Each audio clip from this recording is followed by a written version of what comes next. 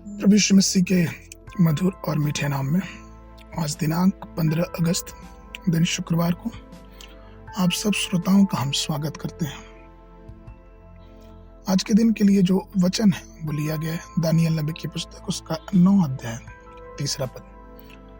तब मैं अपना मुख परमेश्वर की ओर करके गिड़गिड़ाहट के साथ प्रार्थना करने लगा और उपवास कर टाट पहन रखा और राख पर बैठकर वरदान मांगने लगा।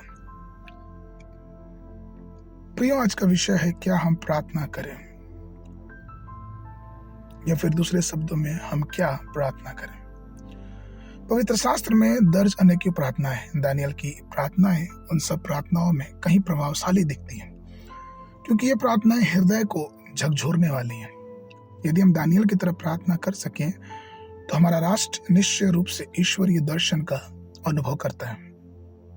दानियल उसके 10वें अध्याय 2 और 3 पद इस प्रकार से कहता है, उन दिनों में दानियल 3 सप्ताह तक शोक करता रहा। उन 3 सप्ताहों के पूरे होने तक मैंने न तो स्वादिष्ट भोजन किया और न मांस व दाखमधु अपने मुंह पर रखा और न अपनी देह में कुछ भी तेल लगाया। प्रियो, यदि हम अपने देश को पुनरुत्थित देखना चाहते हैं, यदि हम अपने देश में बेदारी देखना चाहते हैं, तो हमें चाहिए कि हम दानियल के समान प्रार्थना करें। उसने अपने पूरे हृदय से प्रार्थना किया, उसने अपने पापों को स्वीकार किया और मध्यस्थता की। पूरे 3 सप्ताह तक प्रार्थना के बाद उसकी सच्ची प्रार्थना को अनसुना नहीं किया गया। परमेश्वर ने उसकी आंसुओं की प्रार्थना का जवाब दिया।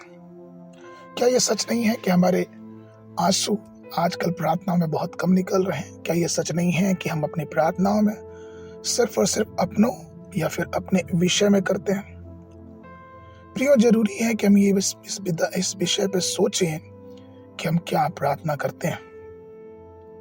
यशायाह नबी की पुस्तक उसका 38 अध्याय में हम पढ़ते हैं कि किस प्रकार से यशायाह नबी हिजकिय्याह के पास आते हैं और कहते हैं कि तू अवश्य ही मर जाएगा, इसलिए अपने घर को व्यवस्थित कर ले।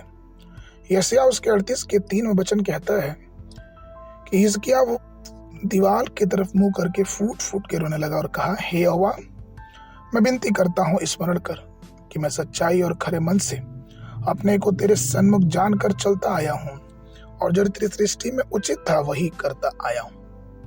और हिजकिय्याह बिलक बिलक के रोने लगा। प्रियो, हम ये भी जानते हैं कि किस प्रकार से उसकी आंसुओं का उत्तर उसे तुरंत दिया गया। परमेश्वर ने उसकी आयु में 15 वर्ष और जोड़ दिए।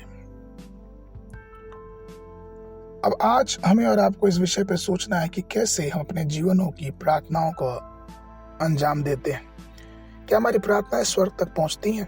क्या हमारी प्रार्थनाएं परमेश्वर के पास तक पहुंचती हैं? अगर हम दानियल के समान अपने जीवन को करें, यदि हम हिजकिय्याह के समान अपने जीवन को करें, तो परमेश्वर स्वयं पूरी रीति से हमारे जीवनों में एक अद्भुत कार्य करेगा और हमारे जीवनों के उद्धार के कार्य को वो दूसरों तक प्रकट करने पाएगा, क्योंकि प्रार्थना में एक अद्भुत सामर्थ्य है।